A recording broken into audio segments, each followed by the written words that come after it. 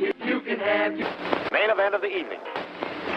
motorcycle humps, ready to race to you. These days are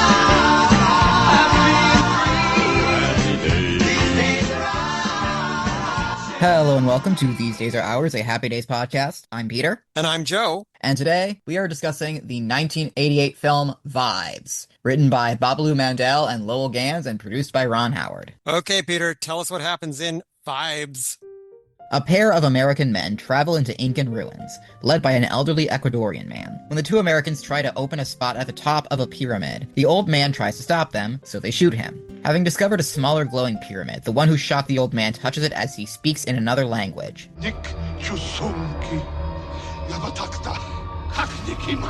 Then disappears. In New York City, people with psychic abilities are taking part in a study at the Department of Paranormal Studies, like Ingo Swedlin, a self-important telepath and precognitive. Where did you get your degree from, anyway? University of Oklahoma. That's great. If we have a stampede, you'll know just what to do. Nick Deasy, a museum curator who can read an object's history by touching it. This is from the cafeteria here at the college. Oh, remind me not to eat here. And Sylvia Piquel, a bubbly medium with a spirit guide named Louise. Leave me alone. When did you become an authority? All right, I'll ask. Dr. Harrison Steele, the head of the study, thanks everyone for their work, especially Nick and Sylvia, whose talents are the most impressive. Sylvia unsuccessfully flirts with Dr. Steele. Then she tells Nick that his girlfriend is cheating on him, which Nick refuses to believe. She's playing bouncy with another guy. Trying to be as delicate as I can. Hillary, no. Nick, no longer wanting any part of psychic life, returns to his work at the museum. Unfortunately for him, his coworkers only seem to value him for his ability, whether it's studying a mummy, or figuring out if the cafeteria food has gone bad, or entertaining the board trustees. Nick is a psychometrist, so everybody take out your keys or some other personal effect, and Nick will tell you all about yourself. Sylvia has gotten back together with ex-boyfriend Fred, who begs for her help placing a bet so his debt collectors don't beat him up. Sylvia helps him, only to learn afterwards that Fred already has a new girlfriend. No hard feelings, huh? No feelings at all. Meanwhile, Nick discovers that his girlfriend has indeed cheated on him when he touches her underwear. Nick, it's not what you think. Another man has been holding these panties. You know, I can tell. Sylvia returns to her apartment to find a man has broken in. He introduces himself as Harry Buscafusco. His son has gone missing in Ecuador, and Harry is prepared to pay $50,000 for her help. Sylvia, my son, he's missing. The next day, Nick is depressed at work after having broken up with his girlfriend. Sylvia shows up to enlist him to assist her in finding Harry's son, because she's not entirely confident she and Louise can do it on their own. Nick is hesitant, and recounts being an outcast at school as a child because of his powers. Some kid threw a rock through the school principal's window. They took me down to the office, gave me the rock, and made me tell who did it. Sylvia explains she got her powers after being in a coma for 2 weeks when she was 12. When she woke up, she had Louise. Nobody believed her, so they put her in a home. Louise taught her astral projection as a means of escaping her miserable situation. My body was still there, but my mind would escape. Nick decides to join Sylvia after his boss once again tries to use him to entertain the trustees. Sylvia and Nick fly to Ecuador. Harry meets them at the airport and takes them to a hotel. When they begin the search for Harry's son, Nick discovers via touching the shirt Harry gave him that the person who went missing is too old to be Harry's son. Harry tries to claim it was actually his father went missing. Did I say my son? No, I'm sorry. I'm his son. It's my father that's missing, Harry Sr. And Nick and Sylvia try to leave. Harry chases after them and admits he lied. He actually wants their help finding lost ink and gold, which two associates of his tried and failed to find. One of them vanished, and the other one is catatonic. He was a brilliant guy. Now, he could hold an in-depth conversation with a cannoli. To prove his sincerity, Harry agrees to take them to visit the latter at the hospital tomorrow. Back at the hotel, Sylvia and Nick go to the dining area, where Sylvia attracts the attention of dashing, wealthy Alejandro. I'm here for a small business meeting. The price of silver one day is up, the next day is down. He quickly leaves for business reasons, and Nick and Sylvia then have to pretend to be a couple when their fellow psychic Ingo shows up. What are you doing here? Why wouldn't I be here to have a lovely buffet? Once he's gone, Sylvia leaves for Alejandro's room, and Nick meets the beautiful Consuelo, who invites him back to her room. There, she offers him an aphrodisiac, which Nick identifies as actually being PCP. Consuelo then tries to kill him. You think we're going to let you beat us to it? You think we're going to let you find it for that pig, Harry? And when Nick dodges her attempt to stab him, she falls out of the window to her death. Assuming Sylvia is also in danger, Nick bursts in on her and Alejandro. He hits Alejandro over the head, only to learn Alejandro is, in fact, the Spanish ambassador to Ecuador. You attacked the Spanish ambassador to Ecuador? Did I? He and Sylvia have to leave the room, and Sylvia's anger is only mollified when she sees Nick's wound from earlier. Nick takes Sylvia and Harry to where Consuelo's body was, only to find it's already gone, as if it were never there. The police must have hauled her off. No, it's only been 5 minutes. We'd have heard the police. There'd be one of those shock outlines of the body. Harry suggests they sneak out of the hotel tonight and start their quest early, even though Nick really wants to go back to New York. But Harry convinces him and Sylvia to at least visit the hospital as planned. They're too late for visiting hours, but Louise guides Sylvia to Harry's associate's room. It's the guy from the opening, the one who didn't vanish. Like Harry said, he's in a vegetative state, and he only comes to enough to start babbling. I want pudding. They never bring me pudding. When he begins seizing up, Nick touches him and is thrown back by a force as the man glows and then dies. Sylvia, Nick, and Harry run into Ingo on their way out. Ingo pulls a gun on them to get them to talk, and Nick claims they don't know anything. Ingo is about to kill them when Sylvia begins relaying messages from Ingo's late mother. Your mother's name is Gretchen. She died in a bobsled mishap. When she starts singing a lullaby, Ingo is overcome long enough for the nurse on duty to break a chair over his head. The next day, Sylvia, Nick, and Harry begin their trip into the mountains, tailed by Ingo and another man. They camp for the night, and Sylvia joins Nick in his tent to talk. They end up kissing, but Nick accuses her of treating him like a charity case. You're looking for a little action? There's nobody here but me and Harry, and I won. But not by much. Causing her to storm out. Later that night, Nick is guided from his tent by a mysterious force. Sylvia and Harry awaken the next morning to find Nick is gone. When he returns, he's badly shaken, having found what they're looking for and not wanting to go back. Sylvia agrees, because Louise is freaking out. But Harry is excited and says Sylvia and Nick just need to work out their sexual tension. Nick claims there is no gold, and Harry says that if he's lying about that, God can strike him down. Then Ingo kills him with an arrow. Sylvia cradles him as he dies. I'm sorry I was never honest with you. I just really wanted this bad. Ingo tries to threaten Nick into telling him where the Lost City is. When he's about to shoot him, his gun is struck away by Dr. Steele. But it wasn't out of the goodness of his heart. Dr. Steele, Ingo, and Carl the other henchman are all working together, and they force Nick and Sylvia to take them up into the mountains. They reach the Lost City, and despite Nick warning them away from it, approach the glowing pyramid. There's a strange language carved into the sides, one from a civilization older than the Inca. This is the formula. I'm sure of it. Can you read this? No. It seems like a dead end, until Sylvia starts speaking in another language. Nick interrupts her, reading the history of the pyramid, and how whoever put it there used its power against each other, until his hand starts to burn. While Ingo tries to decipher the language, Dr. Steele threatens Sylvia. Do I trust Ingo and kill you now, or keep you alive should he prove to be suffering from his usual overconfidence? And Carl takes Nick into an abandoned area. Nick channels Carl's deceased father, with the help of an astral projecting Sylvia, but Carl liked his late father much less than Ingo liked his late mother, and he attacks Nick. Nick. Nick is able to get the other hand by telling Carl he loves him, then knocking him out. Sylvia's spirit returns to her body, and she kicks Dr. Steele in the groin. Nick grabs a gun, giving Sylvia the chance to go get help. Unfortunately, Nick gets shot, and Sylvia returns to use the ancient power to stop them and save Nick. She touches the pyramid and begins channeling it, causing the city to start falling apart. Why, Mr. Gay? Why, Oopie Gay? Ingo, Carl, and Dr. Steele are killed. Nick tries to get through to the possessed Sylvia, finally calling out to Louise to help her. Sylvia suddenly collapses, no longer channeling. Nick awakens her, and Sylvia reveals that Louise saved her before she went into the light. Sylvia is now without a spirit guide. Nick, Louise is gone. They return to the town below and check back into the hotel. The next morning over breakfast, Nick tells Sylvia he's going back to New York. But before he does, he reads from a glass on the table, saying that Sylvia is in love with him. Sylvia reveals she never touched that glass. Apparently, the waiter is in love with you. But then she gives Nick a cup she did touch. They kiss, and then Nick carries her to the bed, where she accidentally hits her head. Sylvia is fine, but now she has a new spirit guide, Harry. Oh my God! It's Harry! Thank you, Peter. That was Vibes. It was released on Friday, August 5th, 1988. It opened on the same day as a remake of The Blob.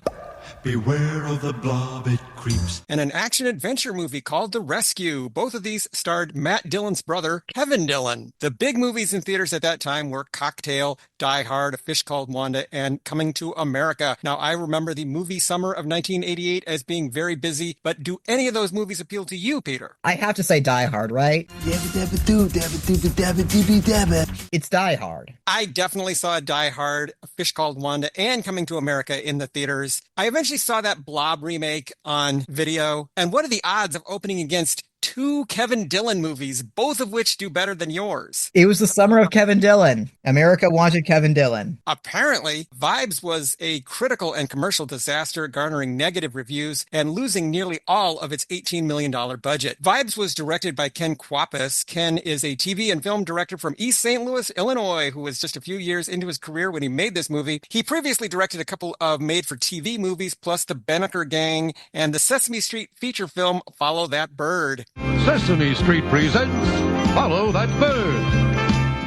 Well, Vibes was a career setback for him. Ken eventually established himself as one of TV's top directors thanks to his work on shows like The Office, The Larry Sanders Show, Malcolm in the Middle, The Bernie Mac Show, and The Santa Clarita Diet. And he wasn't done directing feature films either. In the years since Vibes, he's made such movies as Sisterhood of the Traveling Pants, He's Just Not That Into You, A Walk in the Woods, and Dunstan Checks In. We had Dunstan Checks In on VHS when I was a small child, and I guess for whatever reason it stuck with me enough that when I learned that Ken Kwapis did Dunstan Checks In, I was like, oh yeah, I know him, kind of. I know him. This movie was written by Lowell Gans and Babalu Mandel. We last talked about them when we reviewed their unsold pilot Herndon, directed by Gary Marshall. Before becoming screenwriters with hits like Parenthood and City Slickers, Lowell and Babalu had been on the writing staff at Happy Days for several seasons, with Lowell eventually getting a producer credit on the show. They devised the story for Vibes with Deborah Blum. Lowell and Babalu had recently written Gung Ho with Deborah's father, Edwin Blum. Before this movie, Deborah's writing credits included episodes of The Bionic Woman and In Search Of. After this movie, she wrote for such series as Ancient Aliens, Secrets of War, and Modern Marvels. As a film producer, Deborah's credits include Gung Ho and Clean and Sober. And I have a theory, since Deborah Blum worked on so many TV shows about the paranormal and the supernatural, I think it was Deborah who started talking to Lowell and Babalu about things like astral projection and psychometry, and they thought, hey, maybe there's a movie here? There is definitely a link between the ancient alien pyramid in this movie and Ancient Aliens, the TV show. As for our main cast, we have to start with Cyndi Lauper as Sylvia Pickell. All right, Miss Pickle. Pickell, Dr. Whiny. Whiner. Sorry. Cyndi is a singer-songwriter from Queens who is much better known as a pop star than as an actress. Previous to Vibes, nearly all of her screen credits had been in music videos, both for her solo career and her band Blue Angel. Since Vibes, she's acted in a few more movies, such as Life with Mikey, Off and Running, and The Opportunists. But generally, when she appears in films and TV shows, it is as herself. The highlight of her acting career was winning an Emmy for her recurring guest role as Marianne Lagusso on Mad About You. I don't know you from nothing, but I get senses about people, and I could tell you're one. So yes, Cyndi Lauper has an Emmy for acting, and she is one Oscar away from being an EGOT. Peter, what did you think of Cyndi Lauper as Sylvia Pickell? She's fine. This is a role that is probably meant to be close enough to her persona as a pop star that it doesn't require a lot of stretching from her. So that is probably why she was cast. In interviews, she talked about being coached in how to act and how she had to dial back all of her mannerisms for this movie, but I didn't see much evidence of that.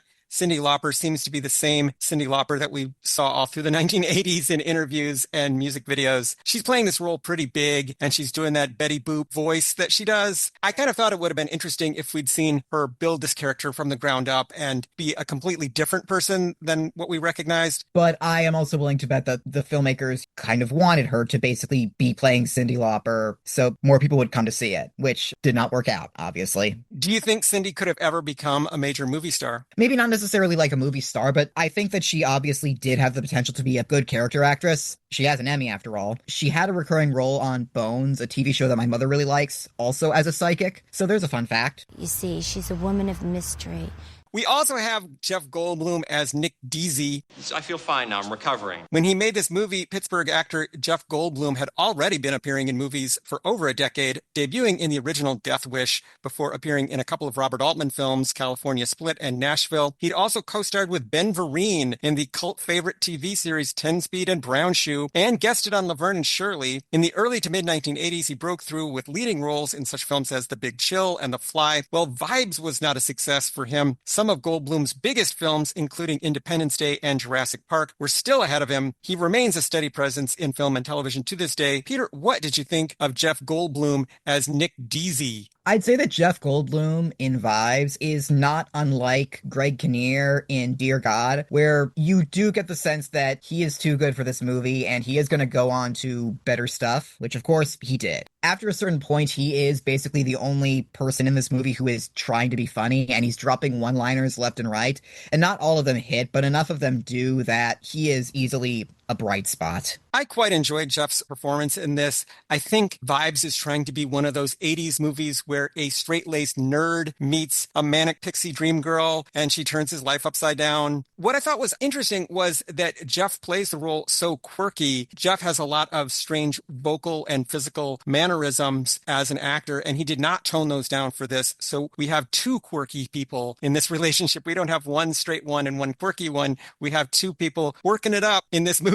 While I was watching this movie, I was reminded of a passage in a book called First Films by critic Jamie Bernard. She met Jeff Goldblum to ask him about his first movie, which was Death Wish, and she described him this way. Jeff Goldblum is so intense that when he first shakes your hand, he holds it just a beat too long, peering at you unblinking with those giant orbs, cocking his head as if trying to sniff you or lock into you through some astral frequency. His ears move sometimes when he talks, adding to the impression that Goldblum is possessed of psychic antenna, and although he can appear gangly on screen, he is well-built and powerfully kept. And I thought that was a very good description of how he is in this movie. What do you think? It really is, yeah. Especially the astral frequency part. I think that was the first time I ever heard orbs as a synonym for eyes, and it working. We also have Peter Falk as Harry Buscafusco. My name is Harry Buscafusco.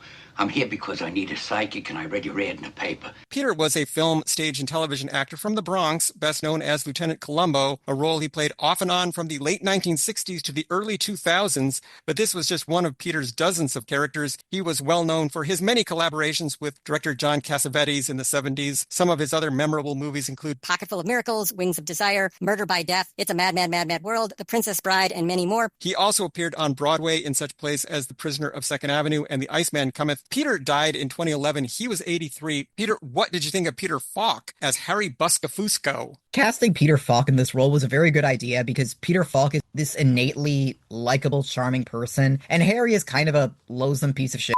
He is manipulating these two people into coming to Ecuador by playing on their desire to help him find his lost son. Also, he can find some stupid lost gold. He keeps hitting on Sylvia. And then at the end, when he comes back as a spirit guide, I guess we're supposed to be happy that they're all reunited. I'm always happy to see Peter Falk in anything. And so I was glad to see him here. He's almost doing a Peter Falk impression practically in this. Again, like Cyndi Lauper and Jeff Goldblum, he has a very distinctive way of talking, and he doesn't dial that back at all in this movie. It's such a coincidence that both Jeff Goldblum and Peter Falk are actors who are frequently impersonated by comedians. For years, Peter Falk was the go-to impression for every hack comedian. What are you, a comedian? Well, I'm no Margaret Cho, but I do a pretty fair Columbo impression.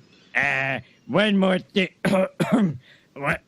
I should get a glass of water. We also have Julian Sands as Dr. Harrison Steele. Nick and Sylvia. The most impressive psychic talents I've come across in 15 years' research. Julian was an English actor who worked in film and television from the 1980s to the 2020s. When he made Vibes, he'd already established himself with his roles in The Killing Fields and A Room with a View. He went on to such films as Leaving Las Vegas, The Girl with the Dragon Tattoo, Naked Lunch, Arachnophobia, and many more. He also had recurring roles on such TV shows as 24 and Smallville. Julian died in 2023 at the age of 65. Peter, what were your feelings about Julian Sands as Dr. Harrison Steele? He's definitely there. He's not really as memorable as the rest of the cast. I'd say he's probably giving one of the more toned down performances in this movie, which is nice. In spite of the fact that he is supposed to be the main villain, as it turns out, I wouldn't say that he's very memorable, I'm sorry to say. He's giving a pretty bland performance, but it's because he has to. Somebody has to. You have your three leads working it up. Somebody has to dial it down, and that turned out to be Julian Sands. We also have Googie Gress as Ingo Swenson. Concentrate, damn it.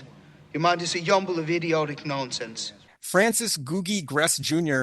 is a Brooklyn-born character actor who's been appearing mostly in films since the early 1980s. He worked for Gary Marshall in The Flamingo Kid and for Ron Howard in Apollo 13, Ed TV, and Frost Nixon. You may have seen Googie in Armageddon, Me, Myself, and Irene, Kingpin, and more. Peter, any feelings about Googie Gress as Ingo Swenson? He's more fun at the beginning, where his thing is that he's this very arrogant psychic who thinks that he's better than everyone else, and he's basically looking down on the others, and he's jealous of Nick. That's very fun. He's not as fun when they go to Ecuador and he becomes a henchman, but oh well. I think Googie's best scenes are at the beginning of the movie. I like the scene around the table where all the psychics are talking to each other. We also have appearances by Steve Buscemi as Fred, Bill McCutcheon as Mr. Vandermeer, Park Overall as Jane, Elizabeth Pena as Consuelo, and Michael Lerner as Bert. Those are some character actors whom I dearly love. Who among them stood out to you? Who did you like seeing here? Who were you surprised to see here? I wanted Elizabeth Pena to get more to do. I love her. It's not a very interesting role that she has. She's there to try and seduce Jeff Goldblum, but actually kill him, and then she just basically immediately dies. I was a little bit disappointed by that sequence as well, because I was very excited to see Elizabeth in this movie. She's an actress I used to love in the 1980s, and then, they don't really do much with her. I was happy to see Bill McCutcheon, the laziest man on Mars. Are you all right? You're not upset?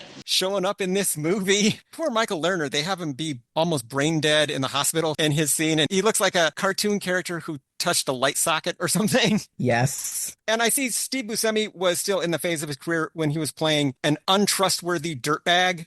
A gentleman named Milo wants to stick my head in a pneumatic press. I'll be wearing an envelope for a hat. Honestly, I was so happy to see him. Again, it is also a very small part, but that is, I think, one of the more fun scenes of the movie. Basically, everything in the movie before they go to Ecuador feels like it could be setting up a more interesting and unique movie than what we actually got. As for the music in this movie, the score was by James Horner, the popular and prolific Los Angeles-born composer known for Braveheart, Titanic, Legends of the Fall, Field of Dreams, and literally dozens more. He got his start in the late 70s and early 80s working on the low-budget movies of Roger Corman before graduating to major studio films like this one. He often worked with director Ron Howard. James tragically died in a plane crash in 2015. He was 61 years old. His music continues to be widely used in movies and TV shows today. Peter, any thoughts on the score by James Horner? James Horner's score for this movie is very flute heavy, very obviously influenced by Ecuadorian music.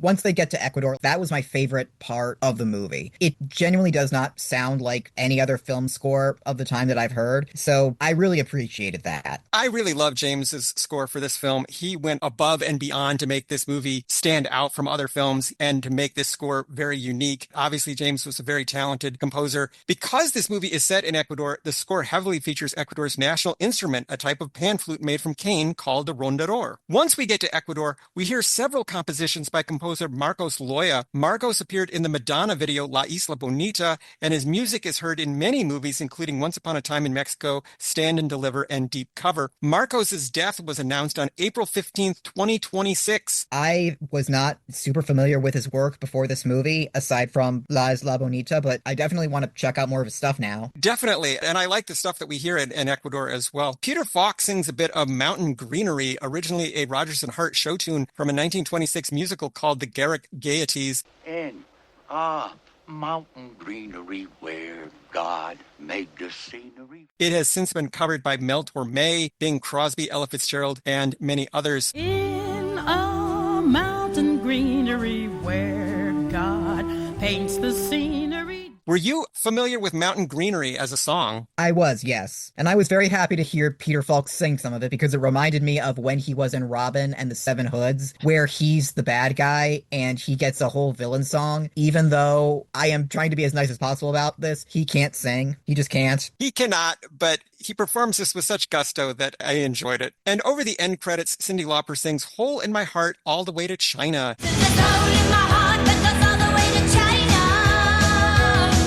It hit number 54 on the charts. Peter, what did you think of the one Cyndi Lauper song that we get in this movie? It's not her best work, I'm sorry to say. This is not a song that I think has a ton of staying power. 54 seems about right. As for the cultural and historical references in this movie, when Jane says that Dave can talk to animals, Ingo sarcastically says, "Oh, goody, I didn't know I was having lunch with Dr. Doolittle." Dr. John Doolittle is a fictional physician who can speak to animals in their own language. He was the subject of a series of novels by author Hugh Lofting, starting in 1920. The first movie about the character premiered in 1967. There have since been 3 more theatrical features, 3 direct-to-video features, and a stage musical. Peter, how much Doolittle media have you taken in your life? I saw the Robert Downey Jr. Doolittle in theaters with my mother because I thought it looked terrible and I wanted to experience it firsthand. I was not disappointed. It is astonishingly bad. And of course, that made me want to check out more Doolittle stuff. So I did see the infamous Rex Harrison one that only got nominated for Oscars because the filmmakers bribed the Academy, and the Eddie Murphy one, which is pretty by the numbers 90s movie about an overworked dad who learns to be there for his family through magical hijinks. I have also read the first Dr. Dolittle book, which is one of those whimsical, charming British children's books that is also very racist. There are a lot of those. I've taken in very little Dr. Doolittle media in my life. It's probably limited to hearing Chief Wiggum sing Talk to the Animals in his audition to get back into the B-sharps. Dr. Doolittle is Chief Wiggum. This bird's gonna fly. Dave refers to Ingo as Baby Huey. He's referring to an oversized cartoon duck who appeared in a series of animated cartoons from famous studios in the 1950s. Huey also appeared in comic books published by Harvey Comics. Are you a Baby Huey fan? You taken a lot of Baby Huey cartoons in your life? I have not, no. Peter, have you ever seen the live-action Baby Huey movie? No. David Lander is in it. It's really something to be seen. Baby Huey's Great Easter Adventure. It's wild and quacky fun for the whole family. When Sylvia says she's just 2 credits shy of graduating from Madame Sally's School of Beauty, Ingo says, "Boola boola." He's referring to a football fight song that has been associated with Yale University since the early 1900s. Nick claims to have the gift of psychometry. That's the ability to describe the history of an object simply by touching it. The term literally means measuring the soul and was coined by American physician Joseph Rhodes Buchanan in 1842. Were you familiar with psychometry? Was that something that you'd heard of outside of this movie? Yes, I was very into psychic abilities when I was in middle school. I think because maybe I hoped that I could develop a psychic ability, which obviously did not happen. Meanwhile, Sylvia's gift is astral projection. That term also goes back to the mid-19th century and refers to the ability to separate one's soul from the physical body and travel to other realms. All things considered, astral projection didn't really seem like a super fun power to me. Okay, I can detach myself from my body. Now what? The thing that confused me about this movie is that Nick and Sylvia are described as being very powerful psychics. Nick and Sylvia. The most impressive psychic talents I've come across in 15 years' research. And you would think that 2 very powerful psychics would be difficult to deceive. They would be more savvy than the average person. But both Nick and Sylvia are kind of naive dopes who are both being cheated on and who are taken in by lies that I don't think would fool anybody in the audience. They're kind of chumps. Look, anyone can be taken in by anything, but you'd think that if they were psychic, they'd be a little more skeptical. In their apartment, Nick and Hillary are reading the March 1986 issue of National Geographic. The cover story is Secrets of the Giant Panda. Behind them is a poster advertising an exhibit by Greek artist Yanis Sarouchis. The poster also features the name of Alexandra Aeolus, the Greek-American gallerist who represented him. Aeolus advanced the careers of numerous artists, including Rene Magritte and Andy Warhol. He died in 1987. Sarouchis died in 1989. Once the characters arrive in Ecuador, there is much discussion of the Incas and their so-called Lost City. We covered this topic when we reviewed It's a Jungle Out There from the Fonz and the Happy Days gang. But to recap, the Incas were the greatest pre-Columbian empire in South America and the biggest empire anywhere since ancient Rome. The Incas flourished in the Andes from the 1100s to the 1500s when Spanish explorers took over. At its peak, the Inca Empire had a population of 12 million. Due to a lack of records, much of what has been written about the Incas is speculative. Did this movie remind you at all of It's a Jungle Out There from Fonz and the Happy Days gang? A little bit, but not a lot. At least that episode had actual people in it. This movie is generally only interested in the Inca insofar as they have ruins and maybe aliens built them. The only Ecuadorian person who is kind of a character is the old man at the beginning who gets shot, and then maybe Consuelo. I don't know if she's Ecuadorian or not in this movie, but generally it kind of feels like this movie is only interested in Ecuador as a place for white people to dig around. One of my strange complaints about this movie is that it feels weirdly underpopulated or desolate almost. We have our handful of core characters, and there just seems to be no one around them most of the time. Hello? Anybody here? The remains of one Inca city, Machu Picchu, were not discovered until the 20th century. This caused treasure seekers to believe that there were other lost cities to be found in the South American wilderness, and perhaps riches to be plundered there. This has inspired numerous movies, TV shows, books, and even video games. Peter, have you taken in a lot of that kind of material of people searching around in the South American jungle for treasure? Not a lot of it. Maybe it's just because we've reached the point where we now know that that's not a great thing to do. Certainly, attitudes about that have changed since the 1980s. I remember growing up playing a video game called Trapfall, which is a knockoff of Pitfall. And it's basically just a white explorer going through the jungle looking for piles of gold. I guess Road to El Dorado would also count. I liked that movie as a kid, which is, of course, about taking the Bing Crosby, Bob Hope Road 2 formula and applying it to two Spaniards accidentally ending up at El Dorado. Sylvia and Nick have a mock debate about the Rolls-Royce Corniche and whether its bar opens from left to right or vice versa. Can someone please settle this? In a Rolls-Royce Corniche, the bar opens from left to right, doesn't it? The British luxury car company Rolls-Royce manufactured a two-door model called the Corniche from 1971 to 1995, and then from 2000 to 2002. There have been 5 Corniche models over the years. I'm not sure if any of them ever had a bar, but the car became a status symbol among the idle rich in the 1970s. I knew the name because of its use in a Monty Python sketch. There is a sketch on one of their albums about how Elizabeth Taylor arrives at the premiere of Monty Python and the Holy Grail in a Corniche, only to be rammed by Burt Reynolds in a Ferrari. My God, Burt Reynolds has run into the back of the Corniche. I will say that having a bar in your Rolls Royce sounds kind of tacky. Oh, that's tacky. That's really tacky.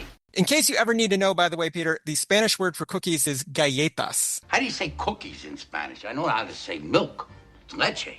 Frank says there were nice gangs like Our Gang and then mentions Alfalfa and Buckwheat. Our Gang was a series of theatrical shorts about mischievous, rambunctious children. Producer Hal Roach and MGM made over 200 of these comedies from the 1920s to the 1940s. Naturally, the cast had a lot of turnover during that time. Carl Alfalfa Switzer joined in 1935 and left in 1940. Billy Buckwheat Thomas joined in 1934 and stayed in it until the end of the series in 1944. The shorts were eventually rebranded as The Little Rascals. Making a Little Rascals movie in the 90s feels borderline morbid, just like casting these kids to play these characters who were the personas of these actual children who played them. It's the same way I feel about the 2012 Three Stooges movie. There's something very weird about having someone else play Larry, Curly, and Moe because that's just who they were. Frank tells the nurse at the hospital that he loved her last movie, Conan the Nurse. The sword-wielding hero Conan was created by pulp author Robert E. Howard in the 1930s and found a new audience in the 1980s thanks to the films Conan the Barbarian and Conan the Destroyer, both starring Arnold Schwarzenegger. And I can remember, Peter, in the 1980s, Conan the Blank jokes were everywhere. Conan the Librarian. Definitely.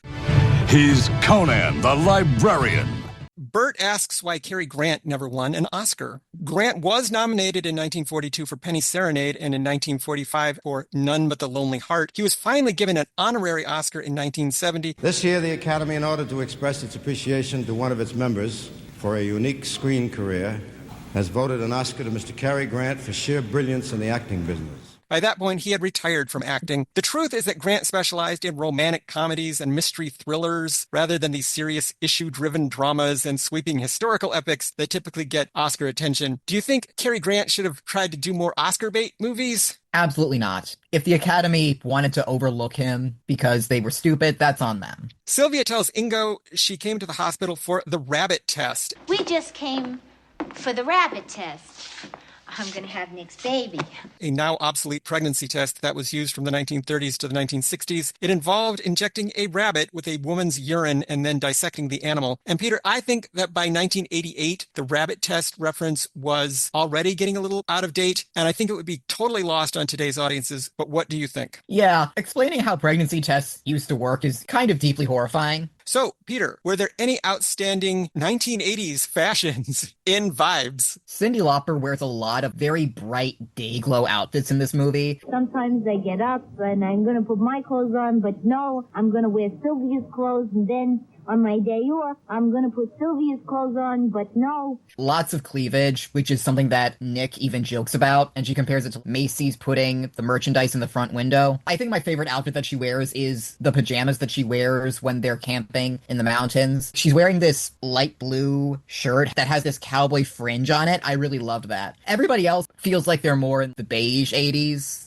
So, Peter, I will ask that age-old, timeless question. Was this movie any good? I think that basically as soon as this movie goes to Ecuador and it turns into an adventure movie in the vein of Indiana Jones or what have you, it gets really boring. It was a chore to sit through this movie more than once because I knew what would happen. I knew it was not going to be pleasant for me. I was just waiting for it to be over while I took notes. Some of the early scenes where it's just about what it's like to be a psychic when everyone knows you're psychic and everyone kind of expects you to use your powers to benefit them. That's kind of interesting, but then it just kind of loses interest in that and they just go to Ecuador and they find an alien pyramid or whatever. I wouldn't say that it's all bad because I did laugh at the scene of Nick and Sylvia's ghost trying to basically emotionally manipulate Carl the henchman using his dead father. That was funny. That was great. That was a bit unexpected. If the rest of the Ecuador stuff had that energy to it, maybe I would have enjoyed it more. But as it is, I understand why it was not a success. And I understand why it hasn't really attracted a cult following in the time since. Once the movie gets to Ecuador, it loses, for me, all sense of pacing. Once they get to the hotel, there's scenes that seem to just drag on. And then once they get the characters up in the mountains, they don't really seem to know what to do with them. There are some sequences involving fairly primitive special effects, some models and map paintings and things that actually kind of look cool to me. But the movie doesn't really seem to know what to do with its characters once they get to Ecuador. Did you think that Jeff Goldblum and Cyndi Lauper had good romantic chemistry in this film? Nope. They might as well have been from different planets. They're both quirky, but they're two different kinds of quirky that don't seem to mesh very well. If this movie has a successful scene, it is actually the one where they stop talking and just dance the tango. It's one of my favorite parts in the movie when they are dancing the tango in the hotel bar. And there is a moment when Jeff Goldblum grabs Cyndi Lauper by the waist, and he's so tall